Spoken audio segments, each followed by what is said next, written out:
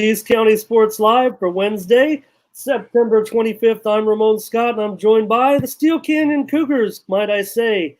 The second-ranked Steele Canyon Cougars, if you're going by the latest release, CIF Power Rankings. Coach Scott Longerbone joining us, and senior linebacker Cam EWERT.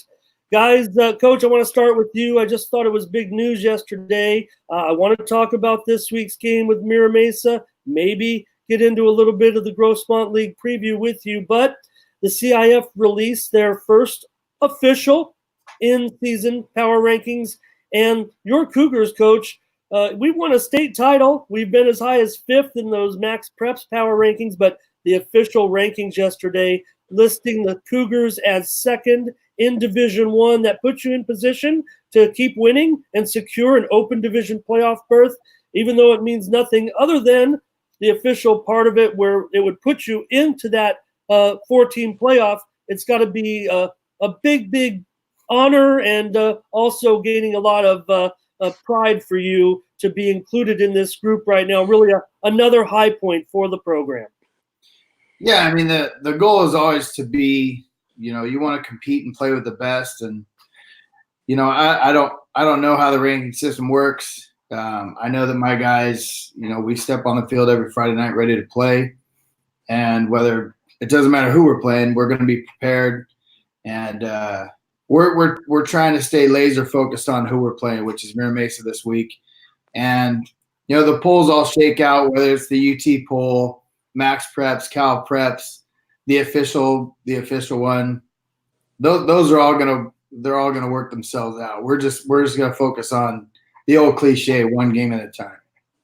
Yeah, well, I'll make it easy on you, Coach, and you, Cam. Just win all the games, and you'll be in the Open Division playoff, and you're only in the third toughest league in the county. And, boy, the top two teams in those rankings, Helix and Steele Canyon, numbers 1 and 2. So we'll get into a little bit of that game next week against Mira Mesa. But, Cam, last week, another great game for the Cougars, keeping that undefeated streak alive. Antoine Walker had 3 interceptions in the 21-14 win over Otay Ranch, and the defense, just another great performance. I'm putting you guys up there, certainly. The rankings show the whole team's up there, but this defense might be the best in the county, Cam. Tell me about some of your guys. Last week, Colton, 12 tackles, Luis Alvarado, 7 solo stops, and you had 5 stops as well. Tell me about some of those other guys on this great defense that, I don't know, is it a no-name defense that nobody knows about these guys, and you guys are highly ranked? Yeah, basically, we just got a lot of under-the-radar type of guys on our team that has been balling out all season. We got James Bradle had a really good game. He's our middle backer last week. He had, I think, 5 tackles too.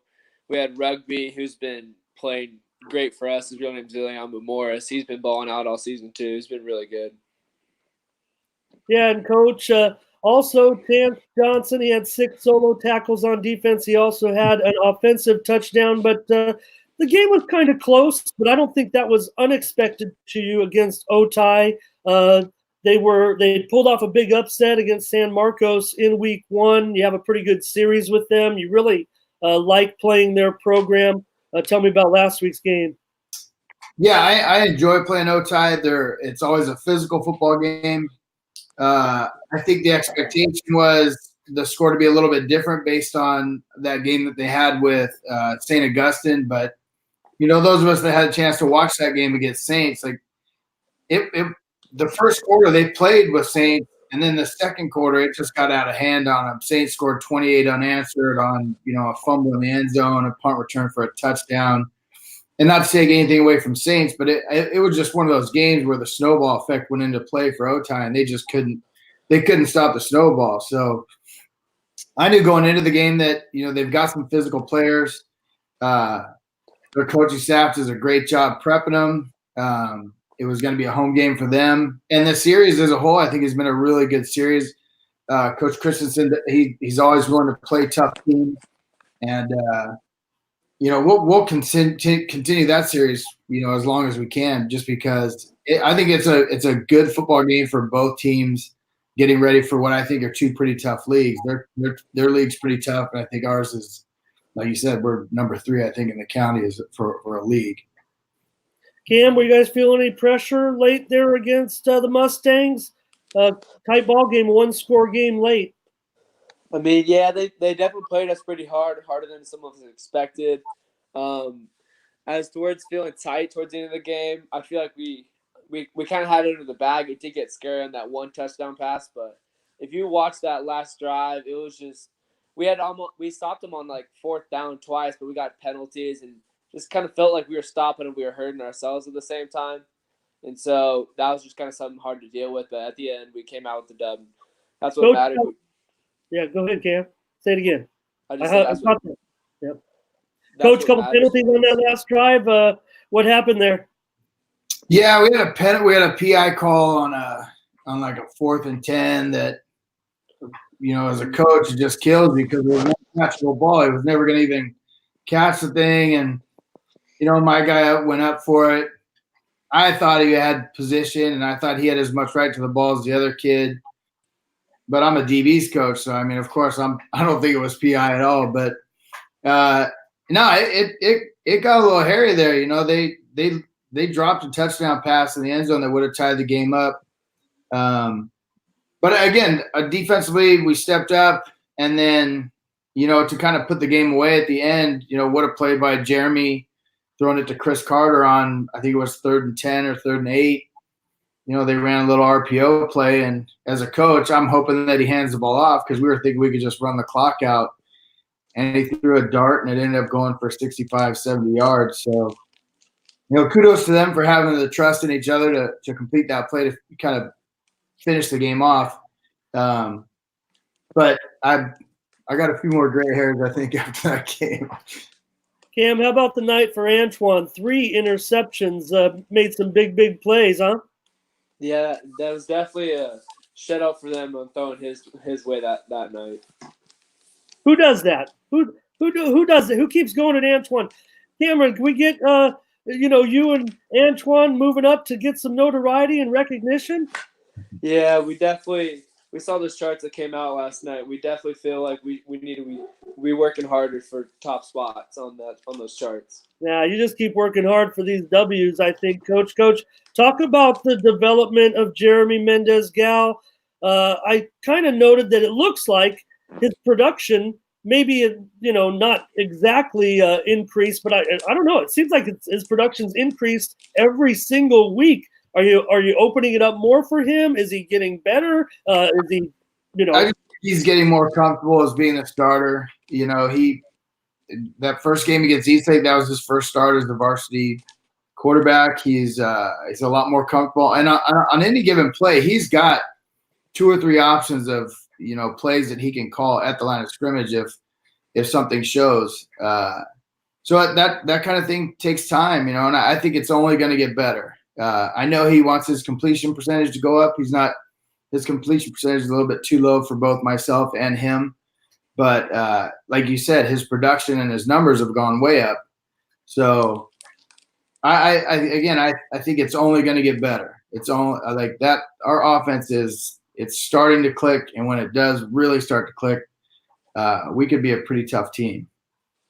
Cam, you mentioned some of your boys on defense, but tell me about Colton Guerrero. Here's a guy who kind of maybe following in your shoes. Maybe you guys followed in Billy Tellis's shoes. Really a great linebacking history going on right now at Steele Canyon. Tell me how good Colton can be, how good he is, and how good he's going to be next year as well. Colton's a baller. He's always been, since a sophomore in that state championship team, Colton's just been a dog in football, and he's all over the field all the time, making every tackle possible. He's definitely going to have a good career at Steele Canyon, possibly past Steele Canyon if college coaches get it together, because he's really good.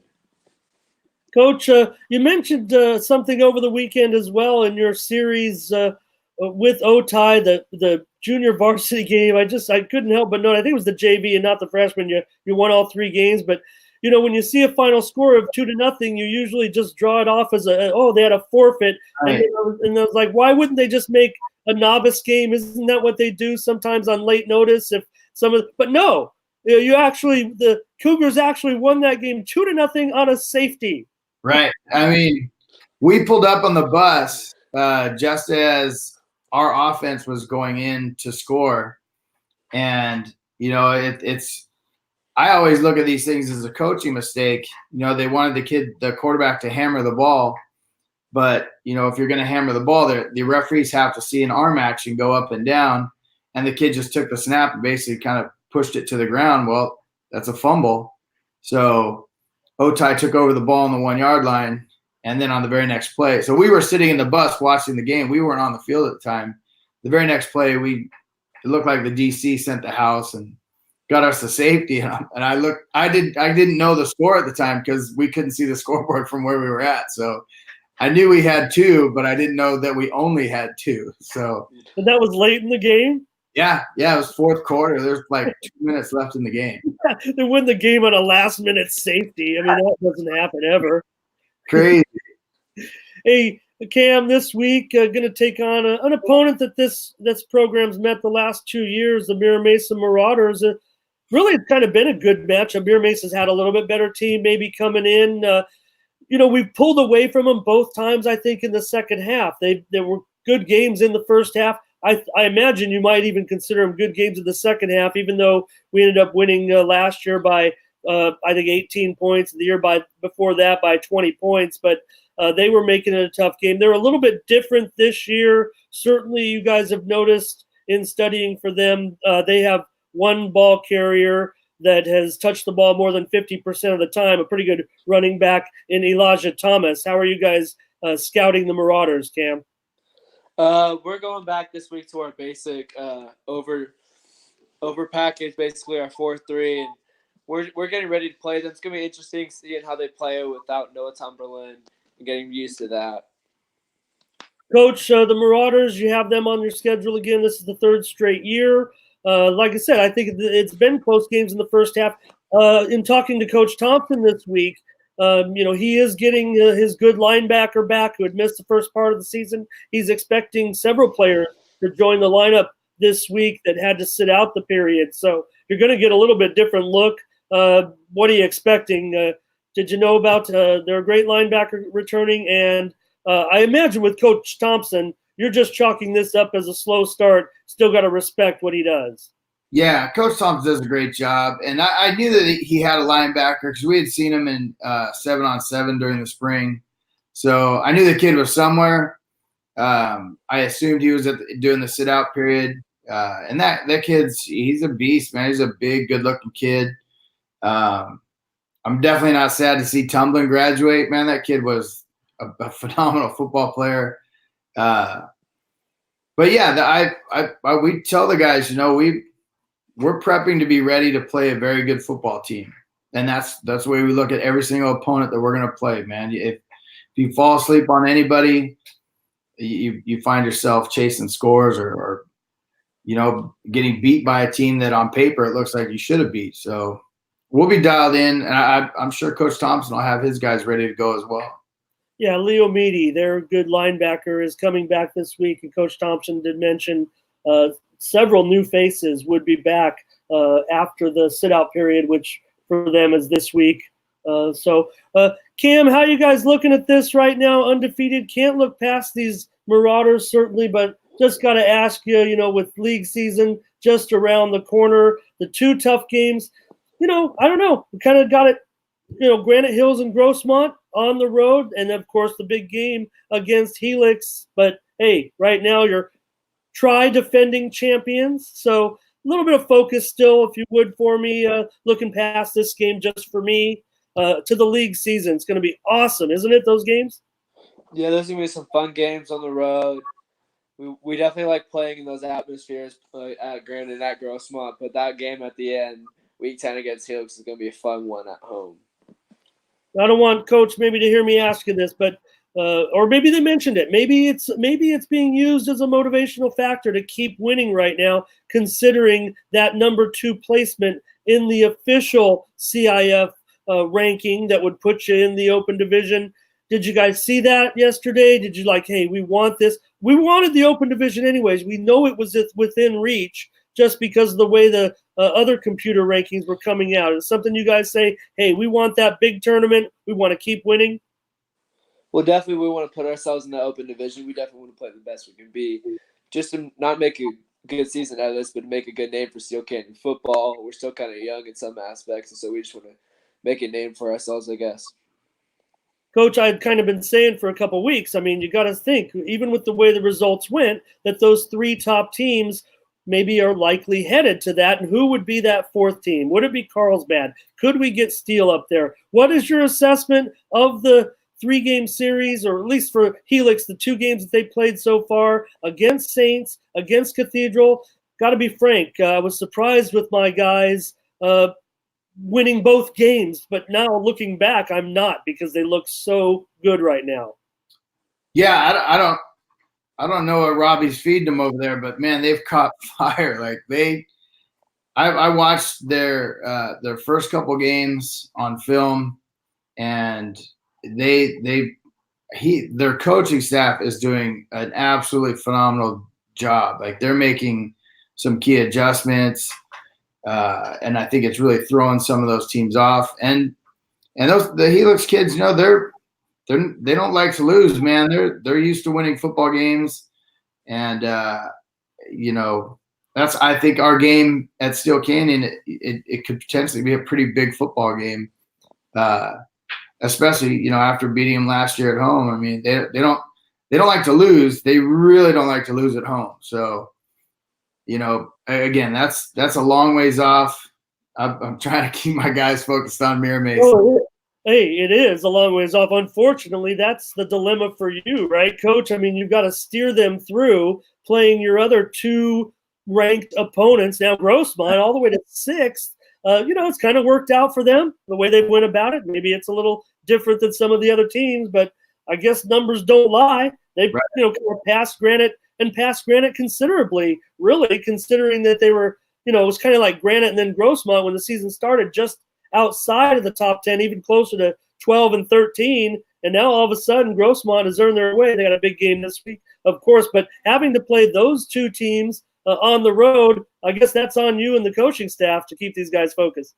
Yeah, and luckily, you know, Cam is proof positive of it. Like our defense is pretty senior heavy. These guys, a lot of them were around for the state championship run, so they've played a lot of high school football games. They've been in tight games. They've been in pressure situations. So, you know, they've been there. They're ready for it. So, you know, we're, like I said, it's literally the cliche. It's one game at a time, one play at a time. All the cliches that you can think of, we're trying to work into place so that the guys can just focus on, we got to beat Mira Mesa, and then we don't even mention who we play next. We don't talk about it. All we talk about is that we're playing Mira Mesa. Hey, Cam, you come kind of a football family, so you do multiple things. I guess you really don't like to go on the field. Are you really handling the punting duties this year, huh? Yes, sir. I guess that's one time you don't like to go on the field. Well, punting's kind of fun for me in some aspects. I'd rather he wasn't on the field to punt. Right. I mean, you know, you got to give Cam like a look when it's, you know, 3rd down and he runs up there, you know, to the white, ready to go in. Yeah, and he can bang him, man. He's got some big punts off this year. He hit one against Bonita Vista. That thing was like 74, 75 yards. He got a sweet bounce on it, but I mean, it was still, he banged it and flipped the field. So he's good at it. Cam, what was it like following your brother as a player? It was kind of, I like having my brother and my dad in the program. It's kind of just made the program more of a family aspect for me. So going up, playing after my brother, that was a pretty old experience, and I liked that a lot. What was it like when you guys were playing as kids? How you guys been through Pop Warner and everything? Well, my dad never let me and my brother play Pop Warner, and he just wanted us to go to high school like he did because he didn't play Pop Warner either. And then so our mom would get us pads and we just play football in the yard and bang each other up pretty good in the yard. That sounds like a pretty good way to bring him in, Coach. Yeah, exactly. All right. Well, it's great catching up with you, Coach Longerbone. Great to talk to you, Cam. And I'll see you out there. I'm going to see the Cougars this week, so maybe I could talk to you after the game when we get that victory over the Mira Mesa Marauders. But, Cam, don't let up on these guys. Don't let that 1-3 record fool you. They do a pretty good job over there. Yes, Coach. All right. For Coach Scott Longerbone and Senior Cam Ewert, I'm Ramon Scott. Thank you for joining us.